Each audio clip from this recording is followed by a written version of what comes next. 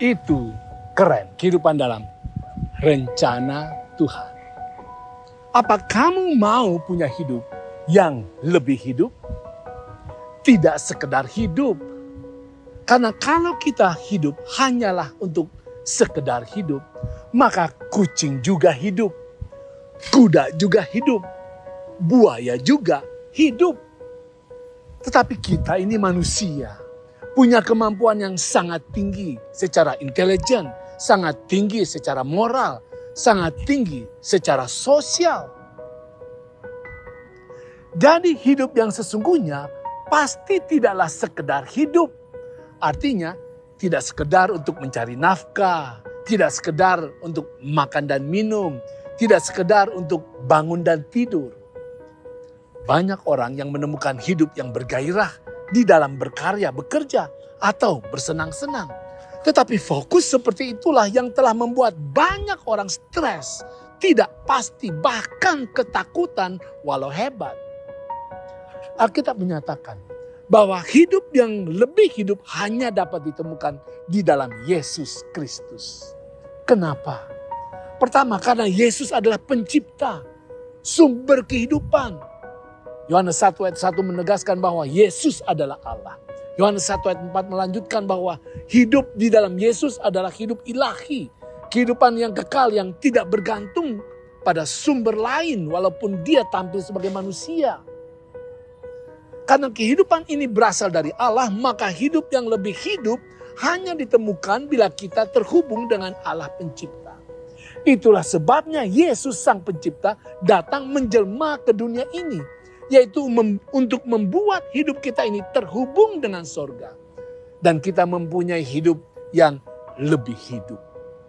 Yang kedua, Yesus membuat hidup kita lebih hidup karena Dia adalah penyelamat hidup kita. Seperti yang disebutkan dalam Yohanes 1 ayat 29. Yesus datang untuk menjadi anak domba Allah yang menghapus dosa dunia. Dia mengambil tempat kita yang berdosa. Dosa telah membuat kita tidak akan pernah mempunyai hidup yang berarti. Semakin hebat hidup kita, karena dosa kita justru semakin hancur. Tetapi sebagaimana ular tembaga di padang gurun, Yesus mengalahkan dosa dengan menerima patukan berbisa dari setan dan mati di salib. Tetapi kematiannya membuat setiap orang yang memandang kepadanya akan diselamatkan dan memperoleh kepastian hidup yang lebih hidup. Yang ketiga, Yesus adalah roti hidup. Roti, makanan untuk mempertahankan kita hidup dari hari ke hari. Yesus menyatakan, akulah roti hidup. Barang siapa datang kepadaku, ia tidak akan lapar lagi.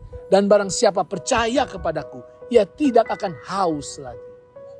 Saudara, kehidupan sekarang ini terbatas hanya sampai kematian. Segala usaha, pencapaian, dan kehebatan setiap orang hanya fana.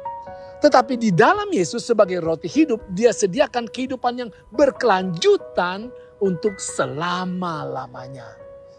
Yang keempat, Yesus menghubungkan kita dengan hidup yang lebih dari sekedar dunia. Yesus datang untuk mengungkapkan karakter Bapa kepada kita, di mana Dia katakan tidak ada seorang pun yang pernah melihat Allah. Tetapi anak tunggal Allah yang ada di pangkuan Bapa, Dialah yang menyatakannya. Melalui Yesus, kita dapat melihat karakter Bapa dan mengenal Dia secara mendalam. Bukan hanya itu, bahkan Yesus juga menghubungkan kita dengan keluarga sorgawi, dengan Bapa di sorga dan para malaikat-malaikatnya. Kita menjadi anak-anak Allah. Kita hidup dengan tujuan sorgawi di mana keluarga besar kita sedang menunggu kita di sana. Yang kelima, Yesus menyediakan semua yang kita butuhkan. Bukan hanya sekedar untuk kebutuhan di dunia ini, untuk sekedar hidup. Yesus katakan, aku datang supaya mereka mempunyai hidup dan mempunyainya dalam segala kelimpahan. Saudara, kelimpahan ini mencakup seluruh aspek kehidupan kita. Rohani, mental, emosional, sosial, fisik, intelijen, dan segala-galanya.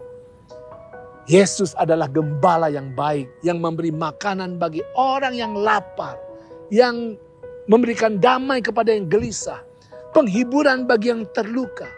Ketika kita menerimanya, kita menemukan kepuasan, kedamaian, dan kebahagiaan yang sejati. Saudara, jadikan Yesus juru selamat Anda. Setialah kepada rancangannya senantiasa.